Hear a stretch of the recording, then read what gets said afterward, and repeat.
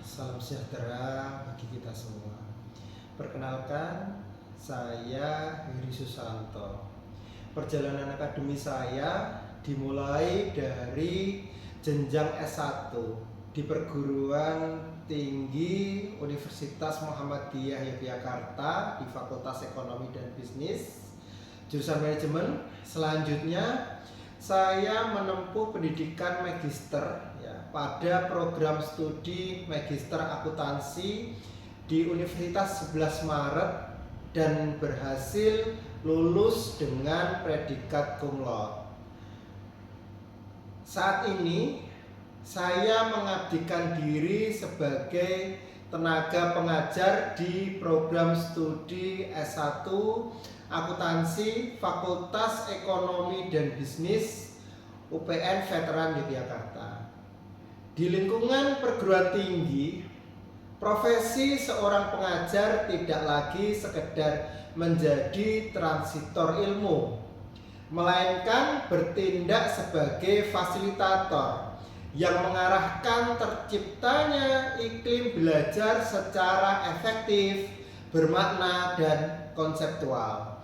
Oleh karena itu, penerapan kerangka kerja, delivery, interaction, dan assessment menjadi fondasi yang vital guna mendongkrak efektivitas, transfer pengetahuan, serta mengoptimalkan pencapaian kompetensi peserta didik. Pada kesempatan ini, saya akan memaparkan bentuk nyata penerapan pendekatan delivery, interaction, dan assessment dalam mata kuliah akuntansi publik. Mata kuliah ini memiliki bobot 3 SKS dan ditempatkan sebagai mata kuliah wajib bagi mahasiswa pada semester gasal dengan kapasitas kelas rata-rata sekitar 40 orang. Secara substansi, mata kuliah ini membedah secara sistematis berbagai instrumen pendekatan serta teknik akuntansi yang diterapkan pada entitas publik. Ruang lingkup pembahasan meliputi distingsi mendasar antara akuntansi publik dan akuntansi komersial, landasan regulasi serta standar akuntansi pemerintah, mekanisme penganggaran dan siklus akuntansi keuangan publik, teknik penyusunan laporan keuangan beserta elemen-elemen utamanya, pengukuran kinerja entitas publik serta tata kelola sistem akuntansi pada pemerintah pusat, daerah maupun organisasi nirlaba. Mata kuliah ini dirancang sebagai landasan komprehensif, baik dari sisi konseptual maupun aplikatif bagi mahasiswa dalam memahami dinamika di sektor publik. Penyusunan kurikulum mata kuliah ini didasarkan langsung dengan capaian pembelajaran lulusan atau CPL program studi yang meliputi CPL 1 terkait sikap, bagaimana menginternalisasi dan menampilkan perilaku berdasarkan nilai bela negara, menguasai konsep teoritis terkait dengan CPL 2 berkaitan pengetahuan terkait siklus penyusunan, analisis, hingga interpretasi laporan keuangan entitas sesuai standar akuntansi yang berlaku. Lalu CPL 3 dan CPL 4 terkait dengan keterampilan umum dan khusus, kemampuan mengkaji implementasi perkembangan ipteks dengan menjunjung tinggi etika ilmiah serta ketepatan dalam mengambil keputusan manajerial berbasis analisis data dan informasi yang akurat.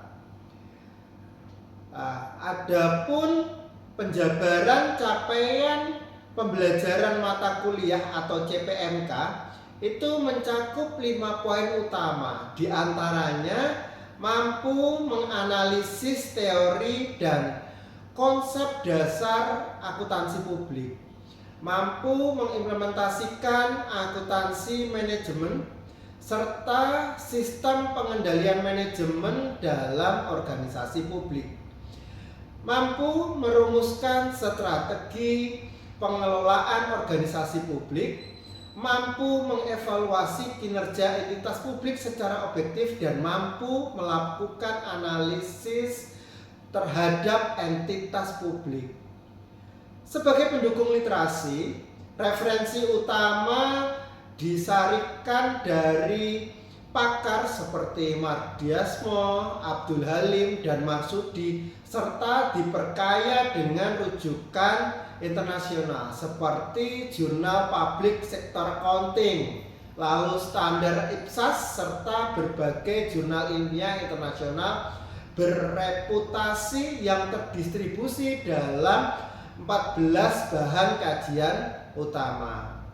Dari perspektif delivery, metode pengajaran dirancang dengan prinsip Student Center Learning atau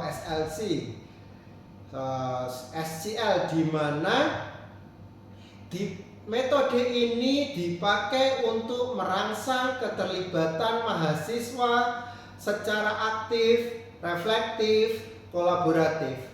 Mahasiswa ditempatkan sebagai subjek utama melalui diskursus kelompok, bedah kasus, simulasi penyusunan laporan keuangan, hingga presentasi proyek.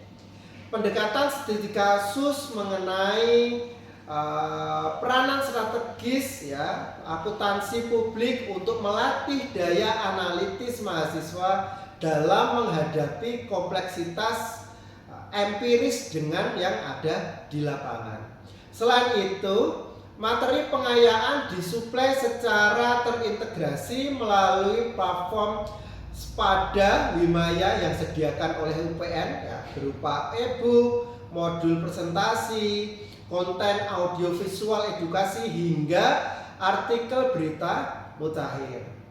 Dari interaksi pembelajaran, sesi perkuliahan biasanya kami buka dengan doa bersama dan dialog interaktif informal guna merajut kedekatan emosional serta menciptakan atmosfer kelas yang inklusif. Guna memicu kritis, saya rutin melontarkan pertanyaan pemantik serta meminta mahasiswa mengaitkan teori akademik dengan fenomena berita yang aktual.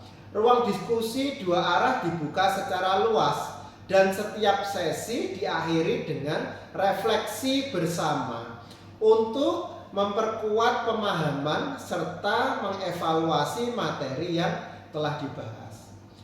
Nah, dari sisi evaluasi dan penilaian, saya merancang secara holistik 3 ranah sekaligus dari sisi kognitif, afektif, dan psikomotorik. Bagaimana mengukur penguasaan konsep melalui penugasan terstruktur, melalui evaluasi tengah studi dan evaluasi akhir studi. Dari afektif ini menilai sikap, etika akademik, kedisiplinan, serta kolaborasi dalam tim. Psikomotorik menilai keterampilan praktis dalam penyusunan laporan keuangan sektor publik. Seluruh komponen dan rubrik penilaian termasuk bobot nilai evaluasi tengah semester 20%, evaluasi akhir semester 20%, case study baik kelompok maupun individu masing-masing 20%, kehadiran 5%, kuis 5%, keaktifan 10%. Transparan semua dapat diakses melalui Spada Wimaya. Setiap tugas yang diunggah mahasiswa, saya telaah secara personal. Saya memberikan umpan balik feedback konstruktif secara langsung melalui fitur komentar di LMS Spada kami.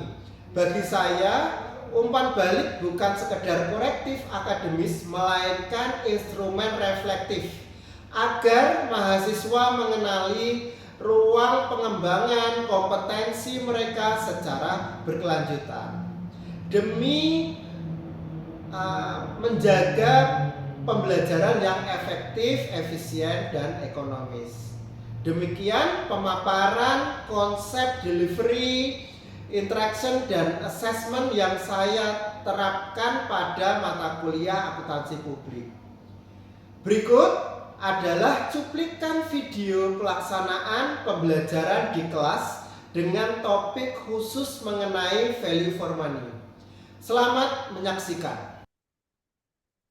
Baik, Assalamualaikum warahmatullahi wabarakatuh. Waalaikumsalam warahmatullahi wabarakatuh.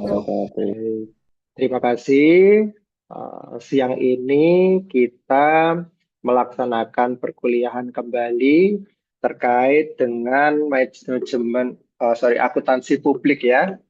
Nah, kali ini pertemuan ke-9 terkait dengan pengukuran kinerja publik.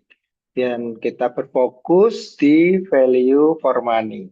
Ya, kemarin kita juga sudah bahas bagaimana membedakan komponen-komponen entitas privat dan entitas publik.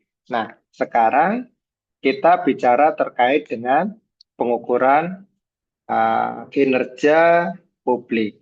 Di sini tujuan pembelajaran ini mahasiswa dapat menganalisis konsep 3E, ekonomis, efisien, dan efektif dalam pengukuran kinerja publik melalui studi kasus.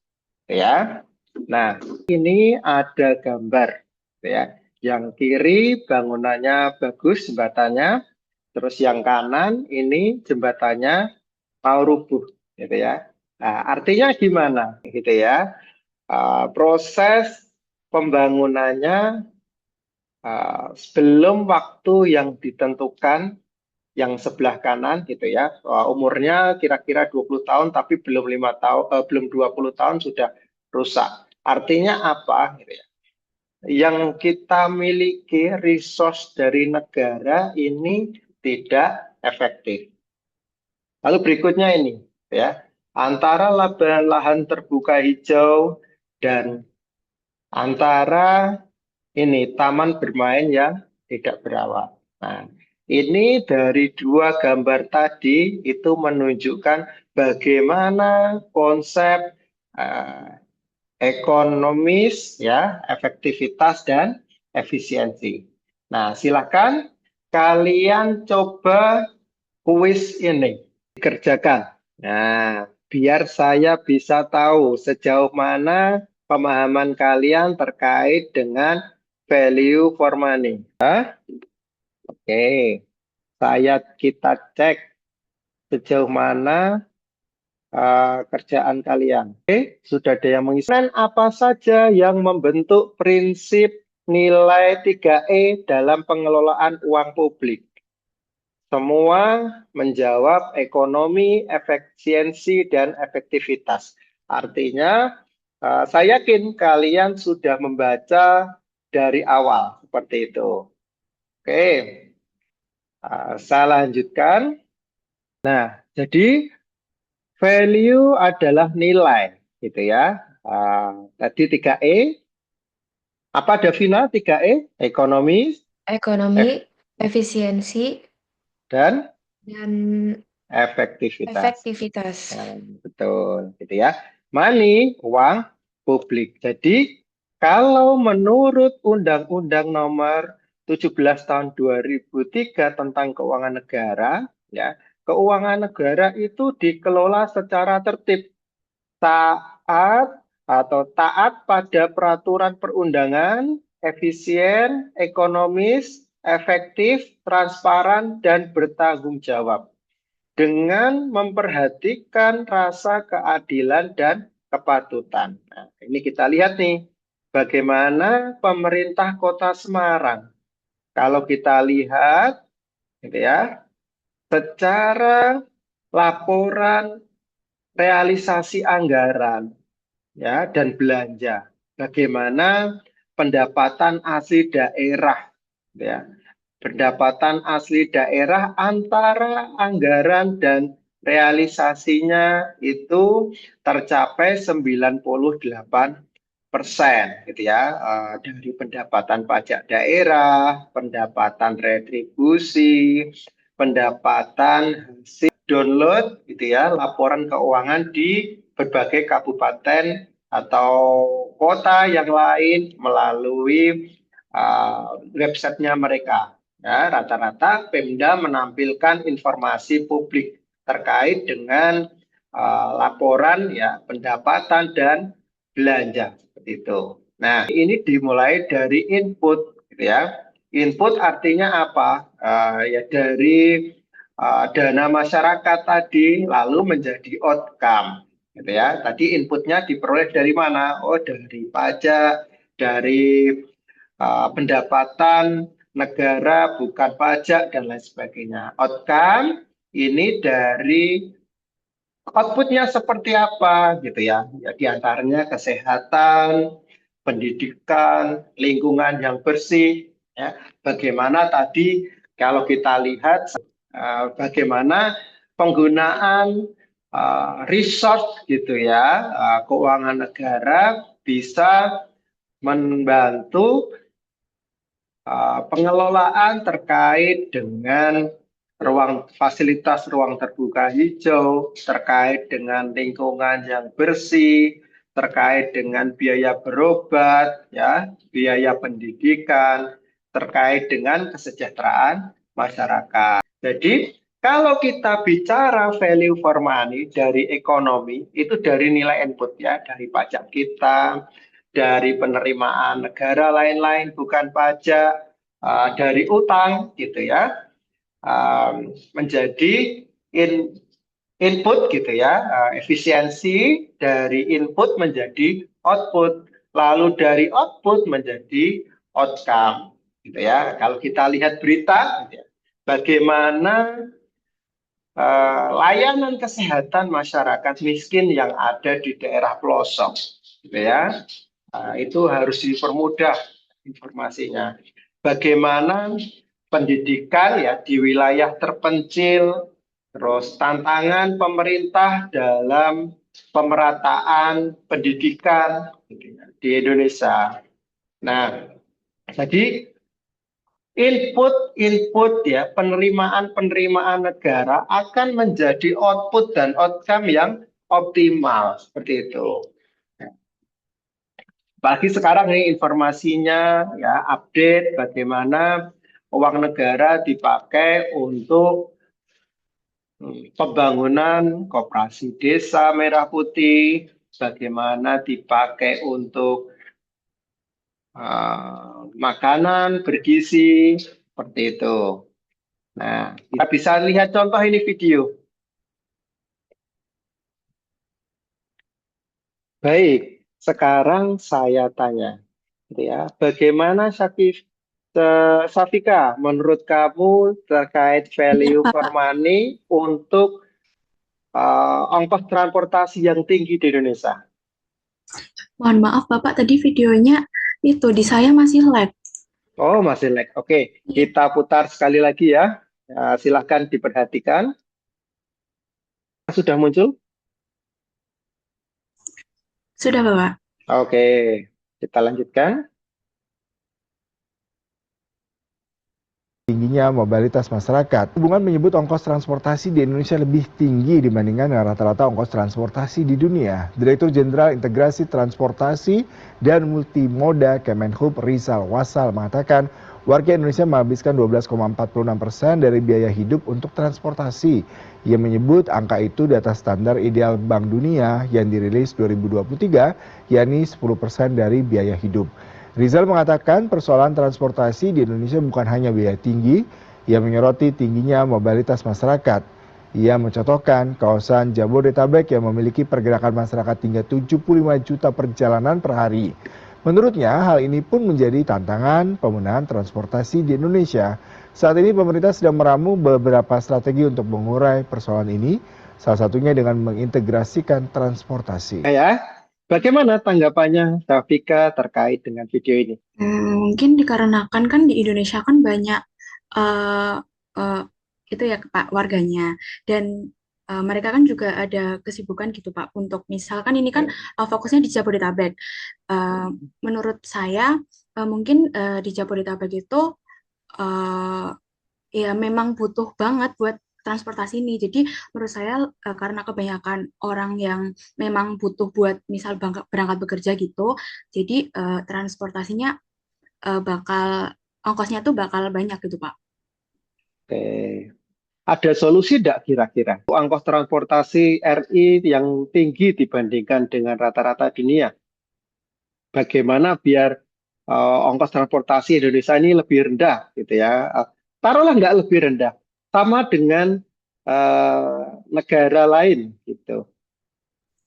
Mungkin bisa dialihkan lewat itu eh, buat kalau jalan kaki begitu Pak, seperti kayak negara Korea gitu Pak.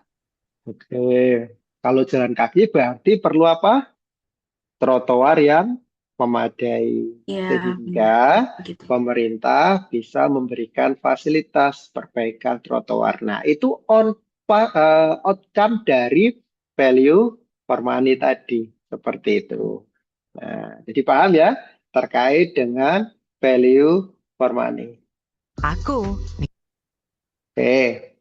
Nah, berikutnya silahkan kalian ya asumsikan ya ada musrenbang nih gitu ya memberikan saran dan kritik terhadap kinerja pemerintah dalam hal ekonomi, pendidikan dan kesehatan.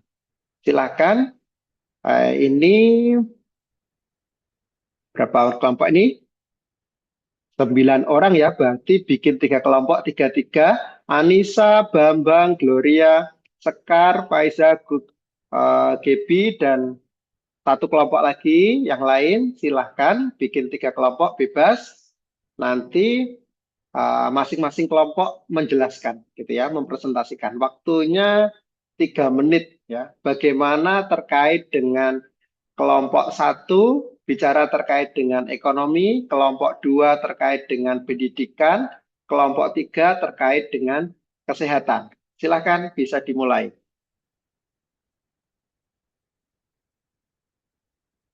Nanti dijelaskan ya masing-masing kelompok. Kelompok 1 dipimpin Devina, kelompok 2 dipimpin Safika, kelompok 3 dipimpin Safira. Silakan. Kasih waktu 3 menit. Jangan lupa kalian tetap presensi di Spada ya. Sekarang silakan kelompok dari perspektif ekonomi, Devina menjelaskan saran dan kritik terhadap ekonomi pemerintah. Mungkin kalau kritiknya mungkin harga kebutuhan pokok di kita tuh masih sering naik, terus lapangan kerja bagi lulusan-lulusan baru itu juga masih terbatas, dan bantuan untuk kayak UMKM juga masih belum rata. Adapun sarannya mungkin pemerintah dapat menjaga stabilitas harga bahan pokok, terus dengan memperbanyak program pelatihan kerja dan magang, lalu untuk mempermudah akses modal dan pemasaran bagi UMKM. Mungkin seperti itu. Oke. Kelompok 2, Safika terkait dengan pendidikan. Nah, mungkin untuk dari pendidikan kan saat ini malah pendidikan itu kan dijadikan aspek pendukung ya, Pak. Padahal menurut saya itu kan pendidikan kan merupakan salah satu aspek kayak investasi utama gitu, Pak. Nah, untuk saran dari saya sendiri kan sebentar, Pak. Untuk itunya kan kritiknya kan mungkin masih banyak kayak daerah terpencil gitu, Pak. Jadi kan itu pendidikannya kan belum merata juga sama kesejahteraan guru honorer itu yang rendah juga. Jadi untuk saran dari saya sendiri, mungkin pemerintah bisa kayak ngembaliin kembali pendidikan itu tuh jadiin aspek utamanya, bukan aspek pendukung gitu, Pak. Baik. Kelompok Syafira terkait dengan kesehatan. Baik Bapak, untuk terkait dengan kesehatan, menurut saya kritiknya yaitu mungkin di beberapa tempat puskesmas gitu atau rumah sakit itu pelayanannya itu masih lambat karena antrian yang panjang serta fasilitas kesehatannya tuh belum rata, terutama di wilayah terpencilnya, sama ketersediaan tenaga kesehatan dan obat-obatan kadang tuh masih kurang. Menurut saya sarannya itu pemerintah itu tentu saja eh, dapat menambah tenaga kesehatan serta meningkatkan kualitas pelayanan dan meratakan fasilitas di daerah terpencil gitu Bapak. Baik, tepat sekali ya. Betul, baik. Jadi ekonomi, pendidikan, kesehatan itu menjadi hal yang penting dalam pemenuhan layanan publik.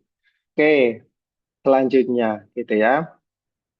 Kira-kira gitu ya, dengan kita belajar value for money, eh, hal baru apa yang teman-teman peroleh dari pembelajaran hari ini? Terus apa bagian dari pembelajaran ini yang paling membuat penasaran? Sekar coba.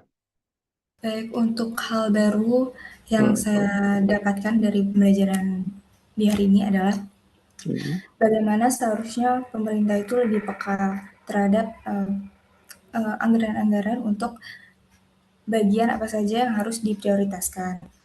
Dan juga untuk yang membuat saya penasaran mungkin adalah ini ataupun di daerah-daerah terpencil gitu bisa mendapatkan program atau pemerataan seperti yang tadi itu mungkin akan lebih baik, lebih maju sehingga tidak ada rakyat yang tertinggal. Baik, Pak. Selanjutnya,